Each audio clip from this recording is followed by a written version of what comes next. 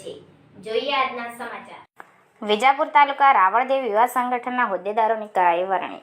ગુજરાત રાજ્ય રાવળદેવ યુવા સંગઠનના પ્રચાર પ્રસારની સાથે ગતરોજ તારીખ 25મી જુલાઈના રોજ વિજાપુર તાલુકા રાવળદેવ યુવા સંગઠનના હોદ્દેદારો અને કમિટીની રચના કરવામાં આવી હતી।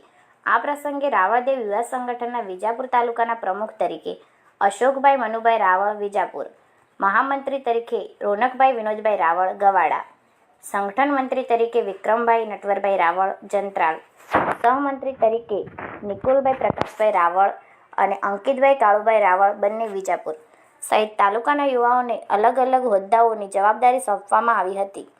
આ પ્રસંગે ગુજરાત આરવાયએસ કમિટીના હોદ્દેદારો, સાબરકાંઠા જિલ્લા રાવળ યોગી સમાજ કેળવણી મંડળના હોદ્દેદારો, સાબરકાંઠા જિલ્લા આરવાયએસના આગેવાનો અને યુવાઓ સહિત અમદાવાદ, મહેસાણા અને જુદા જુદા જિલ્લા અને તાલુકાના મહાનુભાવો અને આગેવાનો સહિત યુવાનો ખાસ ઉપસ્થિત રહ્યા હતા।